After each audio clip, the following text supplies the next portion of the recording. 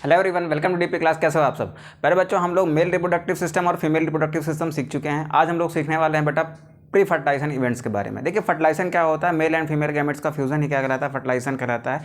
लेकिन उस फर्टिलाइजेशन से पहले भी कुछ इवेंट्स होती हैं। जब स्पर्म पहुंचता है फीमेल रिप्रोडक्टिव ट्रैक्ट में, तो वहाँ पर भी बहुत सारी चीज़ें घटित होती हैं। ठीक है, तो हम लोग सीखने वाले हैं कि जब स्पर्म जो है वो फीमेल रिप्रोडक्टिव ट्रैक्ट में पहुँचता है ना, तो वहाँ पर उसके साथ क्या क्या होता है। ठीक है, तो बेटा आज की क्लास हम लोग स्टार्ट कर रहे हैं। आज हम लोग पढ़ने वाले हैं प्री फर्टिलाइजेशन इवेंट्स के बारे में। ठीक है, तो आप लोग भी हेडिंग लगाइए, क्या, pre fertilisation events. Pre fertilisation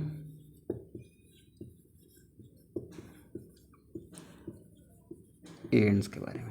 देखिए बेटा, प्री फर्टिलाइजेशन इवेंट्स को समझने के लिए ना हमको फीमेल रिप्रोडक्टिव ट्रैक्ट बनानी पड़ेगी। ठीक है, फीमेल का रिप्रोडक्टिव सिस्टम जो होता है ना, उसको बनाना पड़ेगा। तो आइए फटाक से उसको ड्रा कर लेते हैं हम लोग। तो ये हो गया बेटा यूटेरस, किसका, फीमेल का।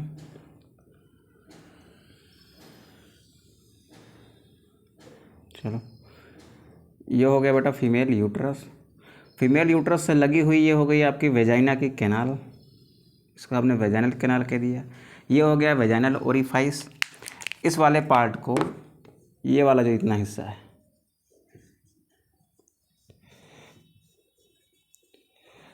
इस इतने पार्ट को हम सर्विक्स कह देते हैं। देखो सिंपल सी बात समझ लो, ये यूट्रस है। यूट्रस के आपने 3 पार्ट्स पढ़े हैं। ये जो सबसे आगे वाला पार्ट है ना बेटा, ये आपका कौन सा पार्ट है, ये आपका सर्विक्स वाला पार्ट है। तो ये हो गया सर्विक्स। सर्विक्स के ऊपर आपको दिखता है यहाँ से यहाँ तक, यानी ये वाला हिस्सा। चलो इसको डॉटेड कर देते हैं। ये जो डॉटेड हिस्सा है बेटा, ये क्या है आपका, ये डॉटेड हिस्सा जो है ना, ये आपका बॉडी पार्ट है।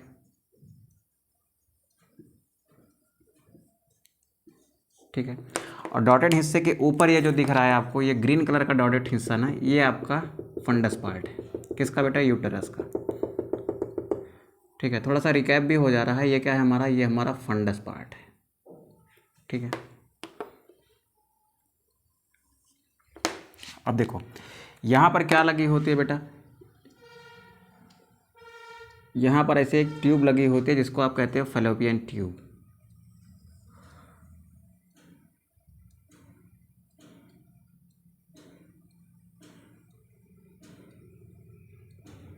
ठीक है, जैसे ट्यूब इस साइड है, सेम ऐसी ट्यूब वहाँ होगी। तो हम एक साइड बनाते हैं, जो इधर हो रहा होगा वही उधर भी होगा। ठीक है, और हमको पता है कि जब ओवुलेशन होता है 14th डे पर, तो हमारा सेकेंडरी oocyte कहाँ होता है, सेकेंडरी oocyte बेटा इस एम्पुला रीजन में होता है। देखो ये जो है हमारी फैलोपियन ट्यूब है। फैलोपियन ट्यूब का ये वाला हिस्सा हमने क्या कह दिया, ये हमारा इस्थमस है, सॉरी इस्थमस नहीं, इनफंडिबुलम है। ये इनफंडिबुलम है। ये कौन सा पार्ट है बेटा, ये आपका है एम्पुला पार्ट। और ये कौन सा पार्ट है बेटा, ये इस्थमस है।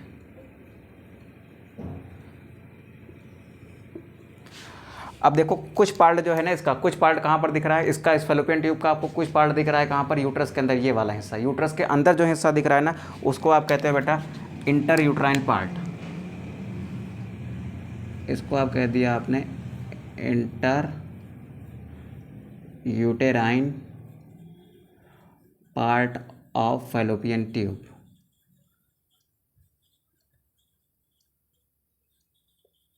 ठीक है, मैं इसकी बात कर रहा हूँ, ये वाला जो यूट्रस में है। ठीक है, अब देखो एक्चुअली होता क्या है, कपुलेशन के टाइम पर, किस टाइम पर, ड्यूरिंग कपुलेशन। कपुलेशन के टाइम पर मेल का पेनिस जो है एंट्री करता है इस वेजाइनल कैनाल में। चलो मान लिया क्या है, मेल का पेनिस है ये।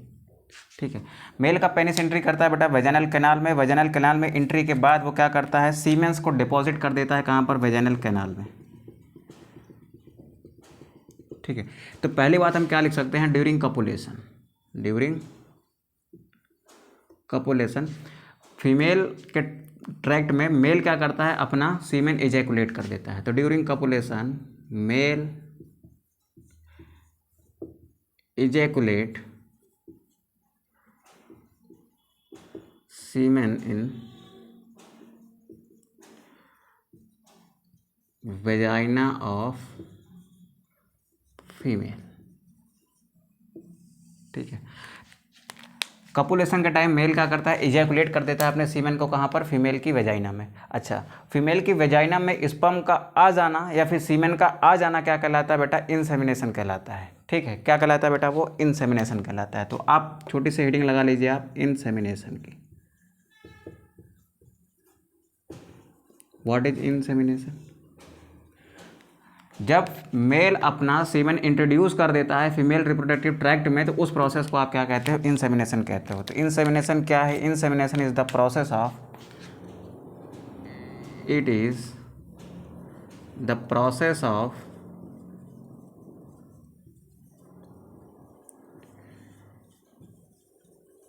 Introduction of semen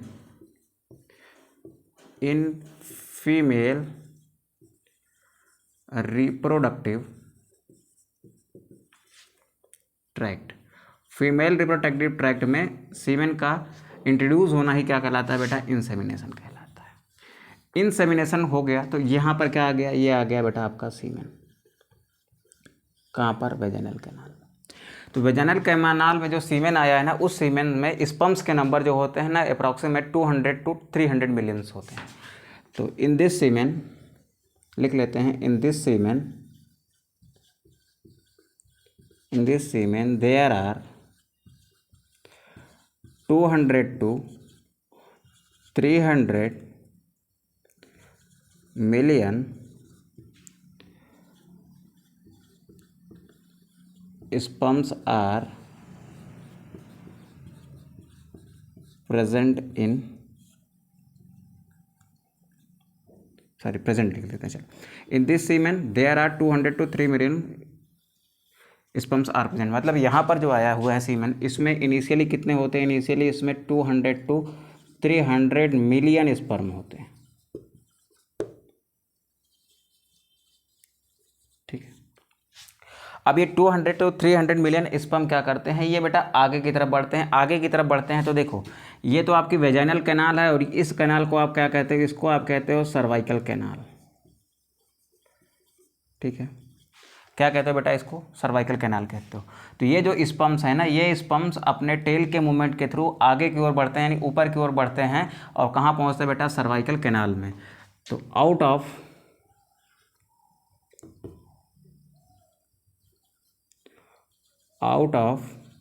200 to 300 million sperms, only 2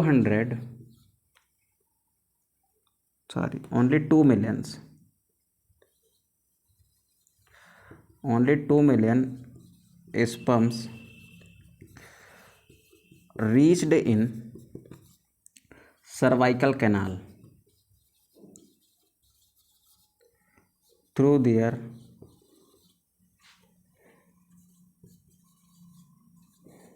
their flagellar movement of tail।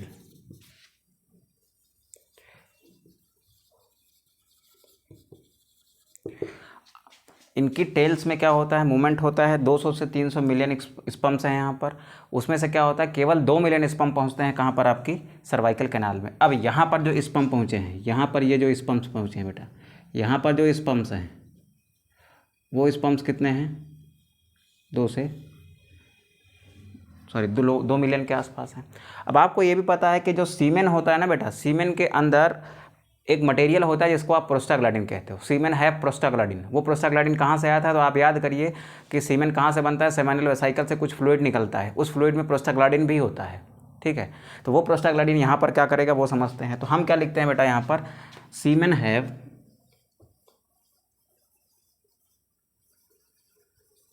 Prostaglandin.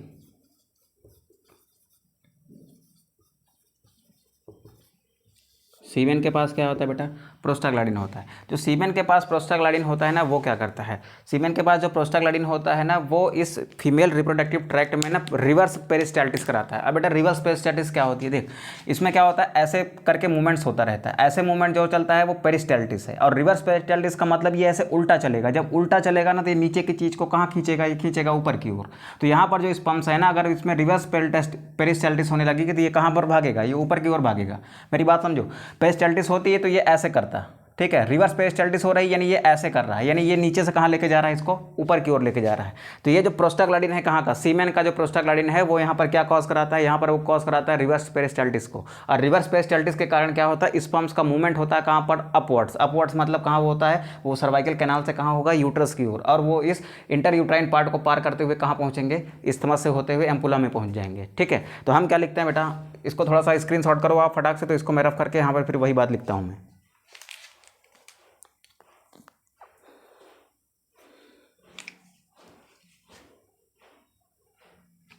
चलो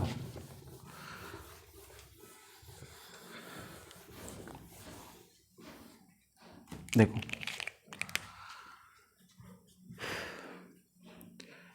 प्रोस्टाग्लैंडिन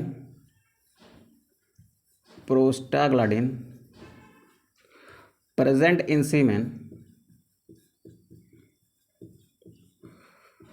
कहाँ से आया है बेटा, ये सेमिनल वेसाइकल से आया होगा।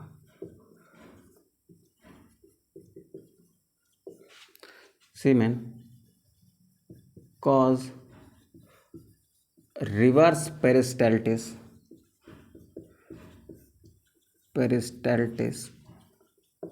in female reproductive tract,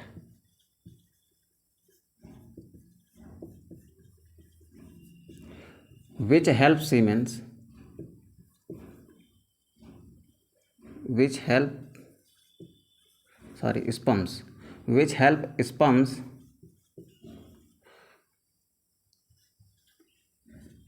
to moves toward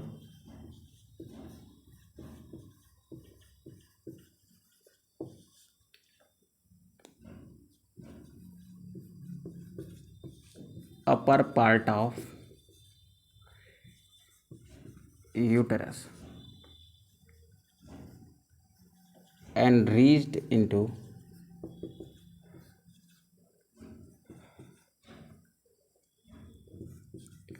interuterine part of fallopian tube। यहाँ पर स्पर्म्स थे कितने, 200 से 300 मिलियन, यहाँ पर पहुँचे कितने मिलियन, 2 मिलियन। अब इन 2 मिलियन में से कुछ कम हो जाएंगे और कुछ ही पहुँचेंगे कहाँ पर, आपके यहाँ पर। ठीक है, तो आप इसको नोट करो फटाक से, फिर हम लोग आगे लिखते हैं। अब स्पर्म बेटा यहाँ से होते हुए रिवर्स पेरिस्टाल्टिस के थ्रू यहाँ आ गया इसके अंदर। अब यहाँ से होते हुए वो कहाँ इंटर करेगा, फैलोपियन ट्यूब में। तो sperm inter into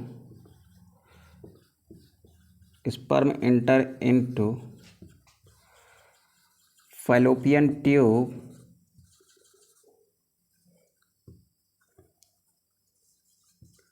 from uterus with the help of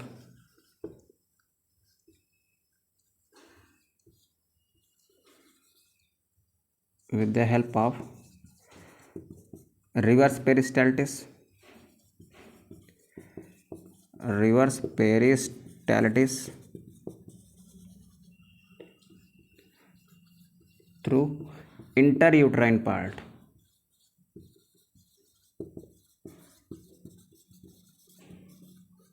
of fallopian tube। ठीक है, अब इस फैलोपियन ट्यूब के पार्ट के थ्रू ये कहाँ पहुँच गया, इंटरयूटाइन फैलोपियन ट्यूब के पार्ट के थ्रू ये पहुँच गया बेटा आपके एम्पुला वाले रीजन में। अब एम्पुला वाले रीजन में कितने स्पर्म्स पहुँचे हैं, तो देखो यहाँ पर थे 200 से 300, यहाँ पर थे 2 मिलियन, यहाँ पर 200 से 300 मिलियन थे, यहाँ पर थे 2 मिलियन, और यहाँ से पहुँचेंगे ना तो यहाँ पर इनके नंबर्स होंगे ओनली 200। लगभग कितने, यहाँ पर जो स्पर्म पहुँचे हैं ना, यहाँ पर जो स्पर्म पहुँचे हैं उनके नंबर्स कितने हैं, लगभग 200। ठीक है, तो हम यहाँ पर लिख लेते हैं approximately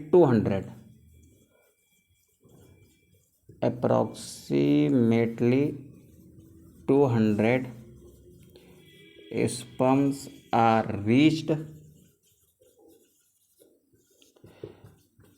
in ampulla or near to secondary oocyte।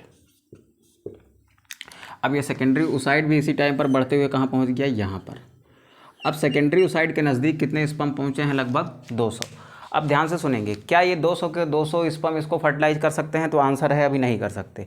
Sperm अभी इसको फर्टिलाइज नहीं कर सकता, कोई भी स्पर्म अभी ओवा को सेकेंडरी ओसाइट को फर्टिलाइज नहीं कर सकता। क्यों नहीं कर सकता? क्योंकि इसके लिए ना इसका एक एक्टिव होना जरूरी है, यानी ये एक्टिव होना चाहिए। और एक्टिव कब होगा बेटा? जब इसमें कौन सी प्रोसेस होगी? इसमें जब होगी कैपेसिटेशन की प्रोसेस। तो स्पर्म का कैपेसिटेशन होगा, वो कैपेसिटेटेड स्पर्म जो है ना वही फर्टिलाइज कर सकता है सेकेंडरी ओसाइट को, अदरवाइज कोई स्पर्म फर्टिलाइज इसको नहीं कर सकता है। तो अब यहाँ से बेटा, यहाँ से ये मूव करते हुए यहाँ पहुँच गया है। अब इस स्पर्म के अंदर क्या होनी थी? इसमें होनी थी कैपेसिटेशन की प्रोसेस। तो इन 200 में से वही इसको फर्टिलाइज कर सकता है जिसका क्या हुआ हो? कैपेसिटेशन हुआ हो। Then what is capacitation? तो आइए हम लोग सीखते हैं कि कैपेसिटेशन क्या होता है। ठीक है, तो आप इसका फटाक से स्क्रीनशॉट करो, फिर हम लोग आगे बढ़ते हैं और सीखते हैं व्हाट इज कैपेसिटेशन।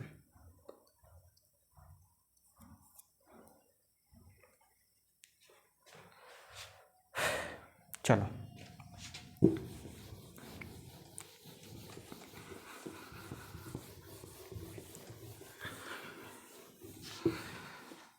बेटा कितनी गर्मी में आपके लिए इतनी मेहनत करते हैं। अगर आपको सेशन अच्छा लग रहा हो ना तो प्लीज़ लाइक करिएगा, अपने दोस्तों के साथ शेयर करिएगा। ठीक है, और यही आपका एक आपके द्वारा दिया गया मेरे लिए एक रिवॉर्ड होगा। ठीक है, तो अगर चीज़ें अच्छी लग रही हैं बेटा तो प्लीज़ चैनल को सब्सक्राइब करिए, अगर नहीं किया है आपने अभी तक तो। अगर कर लिया है तो प्लीज़ अपने दोस्तों के साथ शेयर करिए और अपने इस परिवार को आगे बढ़ाइए। ठीक है, तो चलिए हम लोग पढ़ते हैं क्या बेटा? कैपेसिटेशन।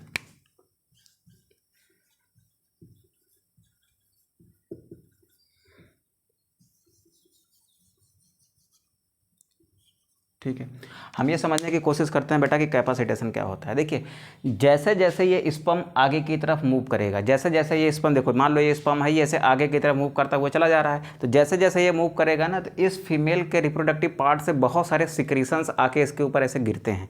स्पर्म मान लीजिए, चलो देखो ये मान लीजिए स्पर्म है, ये स्पर्म का हेड है, ये इसकी टेल है, और इस टेल के मूवमेंट के थ्रू कहाँ जा रहा है? ये ऐसे ऊपर की ओर बढ़ता चला जा रहा है। जैसे जैसे ऊपर जाता जाएगा ना तो फीमेल के रिप्रोडक्टिव ट्रैक्ट से जो बहुत सारे सिक्रीशंस निकलते हैं, जो फ्लूइड निकलते हैं ना, वो इसके ऊपर ऐसे क्या होते रहेंगे? ऐसे गिरते रहेंगे।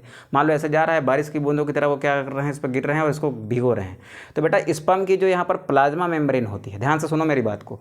स्पर्म क्या कर रहा है? नीचे से ऊपर मूव कर रहा है, इसके ऊपर फीमेल रिप्रोडक्टिव ट्रैक्ट से निकलने वाले बहुत सारे फ्लूइड जो हैं इसके ऊपर ऐसे गिर रहे हैं। जब वो उसके ऊपर गिरते हैं ना तो वो किसके कांटेक्ट में आते हैं? इसकी प्लाज्मा मेम्ब्रेन के। इसकी जो प्लाज्मा मेम्ब्रेन होती है ना, उसमें कुछ चीज़ें होती हैं, जैसे इसका कोलेस्ट्रॉल होता है, ठीक है, कुछ और प्रोटीन्स होती हैं, कुछ ग्लाइकोप्रोटीन्स होती हैं, वो सब उस प्लाज्मा मेम्ब्रेन से क्या होती हैं? बाहर हो जाती हैं। फिर से सुन लो, जैसे जैसे ये नीचे से ऊपर जा रहा था, इसके ऊपर क्या गिर रहे थे? इसके ऊपर कुछ यूटेराइन सिक्रेशन गिर रहे थे। ठीक है, उन सिक्रेशन में कुछ ऐसे केमिकल्स थे, ऐसे कुछ पदार्थ थे जो क्या कर रहे थे? इस स्पर्म की जो प्लाज्मा मेम्ब्रेन थी उसके कोलेस्ट्रॉल को, उसके ग्लाइकोप्रोटीन्स को, कुछ अन्य प्रोटीन्स को क्या कर दे रहे थे? वो रिमूव कर दे रहे थे। उनके रिमूव होने की वजह से ये जो आपका स्पर्म है, ये स्पर्म थोड़ा सा हल्का हो जाता था, और इसमें क्या आ जाती थी बेटा? इसमें बहुत ज़्यादा एक्टिवनेस आ जाती थी, और ये विगरस मूवमेंट करने लगता था। किसका? टेल का। इसकी टेल जो है ना बहुत तेज़ी से मूवमेंट करने लगती थी, और ये विगरसली मूव करने लगता था कहाँ पर? सेकेंडरी ओसाइट की ओर। ठीक है, तो इस प्रोसेस को, ये जो प्रोसेस हो रहे हैं ना जिसके कारण ये विगरस मूवमेंट कर रहा है और बहुत ज़्यादा एक्टिव हो गया ना, इस प्रोसेस को ही कैपेसिटेशन कहा जाता है। तो कैपेसिटेशन कहाँ होता है? कैपेसिटेशन होता है इस ट्रैक्ट के अंदर। अगर ये ऐसे मूव कर रहा है, ऐसे मूव कर रहा है, तो इसके ऊपर क्या गिर रहे हैं? बहुत सारे यूटेराइन सिक्रेशन गिर रहे हैं। उन यूटेराइन सिक्रेशन के कारण इसकी प्लाज्मा मेम्ब्रेन से ग्लाइकोप्रोटीन, कोलेस्ट्रॉल और बहुत सारी अन्य प्रोटीन्स भी क्या होती हैं? रिमूव हो जाती हैं, जिसके कारण ये क्या करता है बेटा? बहुत ज़्यादा एक्टिव हो जाता है और एक्टिवली मूव करता है कहाँ पर? ऊपर की ओर। ऊपर की ओर कहाँ पर? सेकेंडरी ओसाइट की ओर। ठीक है, तो हमको यही बात लिखनी है बेटा। तो हम क्या लिखेंगे? एज द स्पर्म, एक मिनट मार्कर चेंज कर लेते हैं बेटा।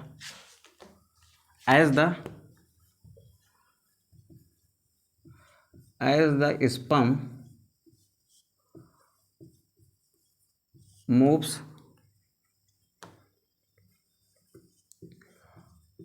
upwards in female reproductive tract,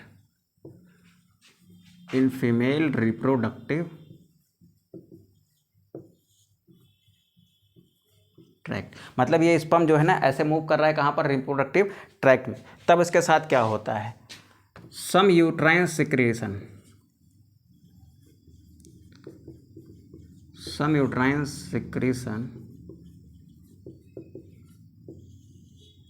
comes over it।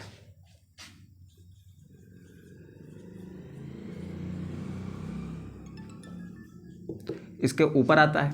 ऊपर आने के बाद ये ऐसे मूव कर रहा है, इसके ऊपर कुछ यूट्राइन सिक्रेशन आएगा, वो क्या करेगा and removes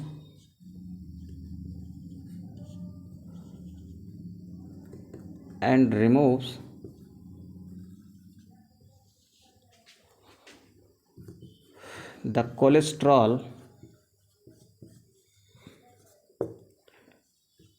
glycoproteins and some other proteins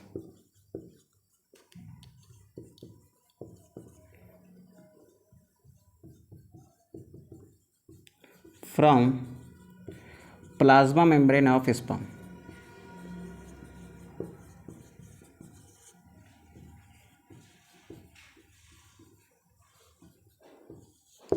ठीक है, मैं क्या कह रहा हूँ कि यहाँ से क्या कर रहा था, स्पर्म ऐसे जा रहा था, यहाँ से बहुत सारे फ्लूइड आके इसके ऊपर ऐसे गिर रहे थे। उस गिरने के कारण स्पर्म का जो हेड था, हेड के ऊपर की जो प्लाज्मा मेम्ब्रेन थी, उस प्लाज्मा मेम्ब्रेन पर क्या हुआ, कोलेस्ट्रॉल, उसका ग्लाइकोप्रोटीन और अन्य अदर प्रोटीन्स क्या हुए, रिमूव हो गए। किसके कारण बेटा, इस यूट्राइन सिक्रेशन के कारण।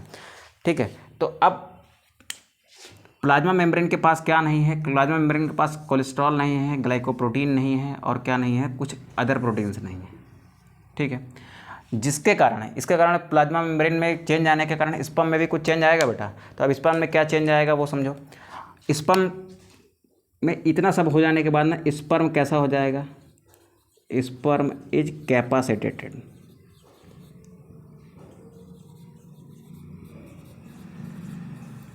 स्पर्म कैसा हो जाएगा, कैपेसिटेटेड हो जाएगा, अगर इतना चेंज आ गया तो। अब सवाल यह है कि व्हाट इज कैपेसिटेशन। ठीक है, तो अब कैपेसिटेशन देखते हैं बेटा। यहाँ पर लिखता हूँ मैं, कैपेसिटेशन क्या होता है। देख, कैपेसिटेशन क्या है, कैपेसिटेशन एक प्रोसेस है जिसके थ्रू स्पर्म क्या हुआ, एक्टिव हुआ और उसकी टेल में क्या होने लगा, विगरस मूवमेंट होने लगा। Capacitation is a process by which sperm में क्या होता है, एक्टिवनेस आ जाती है, sperm get active and its tail beating very very fast, और उसकी टेल जो होती है ना वो बहुत तेज़ी से बहुत फास्ट मूवमेंट करने लगती है, यानी विगरस मूवमेंट करने लगती है, जिसके थ्रू क्या होता है, उसका खुद का मूवमेंट बहुत तेज हो जाता है।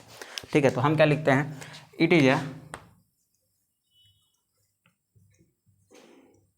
Is a process by which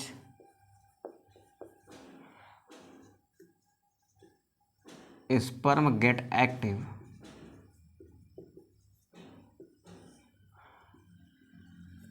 and its tail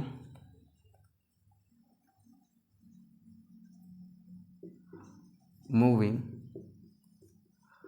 vigorously। एक ऐसी प्रोसेस है जिससे स्पर्म क्या हो जाता है, एक्टिव हो जाता है और उसकी टेल क्या करने लगती है, विगरस मूवमेंट करने लगती है। इस प्रोसेस को क्या कहते हैं बेटा,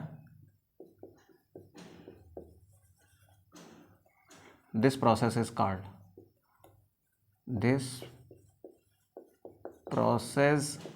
कॉल्ड कैपेसिटेशन। ठीक है, कैपेसिटेशन बेटा, यहाँ से ये स्पर्म जब मूव कर रहा था यहाँ पर, तब इसके अंदर क्या हुआ था, कैपेसिटेशन हुआ था। और कैपेसिटेशन में लगभग 7 घंटे का टाइम लगता है। It takes approximately 7 our.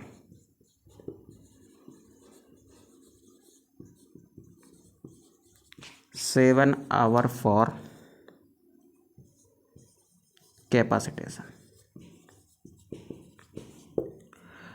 एक बात यहाँ पर नोट डाल के आप लिख लेना, only capacitated sperm can fertilise secondary oocyte। तो यहाँ पर नोट डाल के एक बात आप लिख लो। ठीक है, क्या लिखोगे, ओनली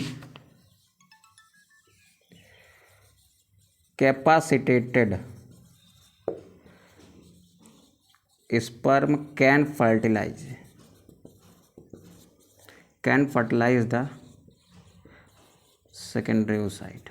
सेकेंडरी oocyte में फर्टिलाइजेशन की प्रोसेस को कौन इनिशिएट करवा पाएगा, यानी ओवा को। सेकेंडरी oocyte बाद में ओवा बन जाएगी, जब आपका स्पर्म पहुंचेगा उसके पास तो वो ओवा बन जाएगी और उसको फर्टिलाइज कौन करा पाएगा, उसको फर्टिलाइज करा पाएगा कौन, आपका कैपेसिटेटेड स्पर्म। यहाँ तक की बात क्लियर हो गई बेटा। अब हमने ये सीख लिया कि मेरा स्पर्म यहाँ तक पहुँचा कैसे। लगभग 200 स्पर्म पहुँच गए हैं किसके पास, सेकेंडरी oocyte के पास। अब ये 200 आगे जाके क्या करेंगे वो बात की बात है। यहाँ तक की बात क्लियर हो गई है तो बेटा फटाक से स्क्रीनशॉट करो। तो हम यहाँ पर सेकेंडरी oocyte का एक स्ट्रक्चर बना लेते हैं। हमने स्पर्म का स्ट्रक्चर देखा है, हमें सेकेंडरी oocyte का स्ट्रक्चर बनाना है भी। तो फटाक से करो आप। तो हम सेकेंडरी oocyte का कुछ स्ट्रक्चर ड्रॉ कर लेते हैं।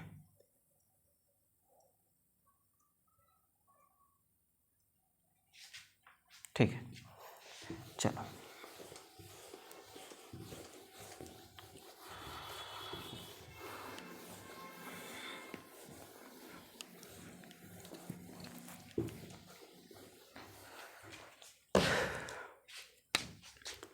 आप हेडिंग लगाओ स्ट्रक्चर ऑफ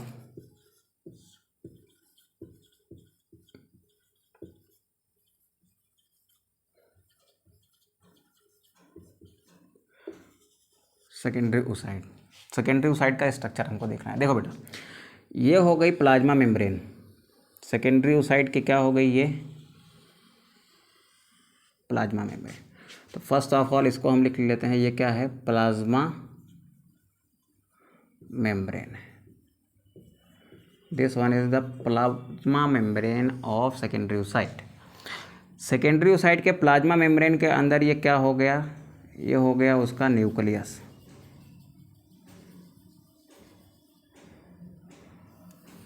ये क्या है बेटा, ये न्यूक्लियस है। न्यूक्लियस कैसा होगा, हैप्लॉइड होगा, डिप्लॉइड होगा? तो आंसर है सर ये हैप्लॉइड होगा। क्रोमोसोम के नंबर 23 होंगे। ठीक है सर। अब देखो इसमें कुछ क्या भरा होगा बेटा, साइटोप्लाज्म होगा। क्या है ये, साइटोप्लाज्म है। अब ध्यान से सुनिए, इसमें एक साइटोप्लाज्म के किनारे किनारे पर ना छोटी छोटी सी ग्रेन्यूल्स होती है। ऐसे क्या होती है बेटा, छोटी छोटी सी ग्रेन्यूल्स होती हैं। क्या होती हैं, छोटी छोटी सी ग्रेन्यूल्स होती हैं। इनको हम लोग कहते हैं कॉर्टिकल ग्रेन्यूल्स। क्या कहेंगे, कॉर्टिकल ग्रेन्यूल्स। ये क्या हो गई, कॉर्टिकल ग्रेन्यूल्स हो गई।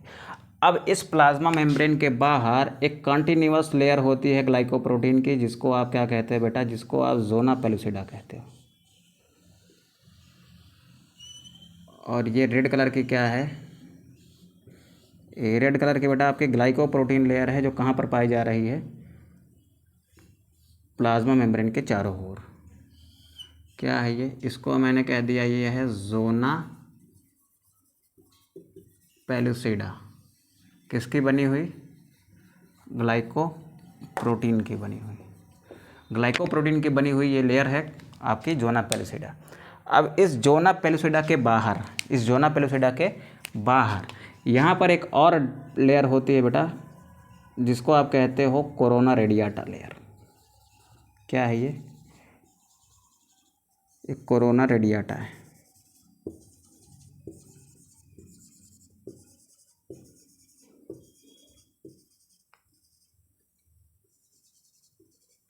ये जो ग्रीन कलर की लेयर है ना, ये क्या है आपके कोरोना रेडिएटा है।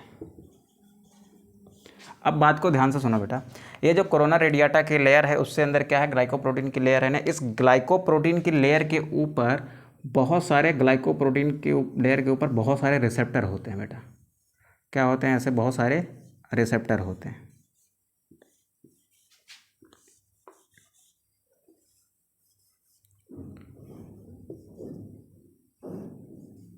ये क्या है, रिसेप्टर है। तो क्या लिखोगे इनको, ये क्या है बेटा, they are receptor on zona pellucida. ठीक है, ये रिसेप्टर का नाम रख दिया बेटा हम लोगों ने ZP3। क्या नाम पड़ गया इनका, ZP3। जेड का मतलब ज़ोना, पी का मतलब पेलुसिडा, 3 का मतलब ये थर्ड नंबर के क्या है, रिसेप्टर्स हैं।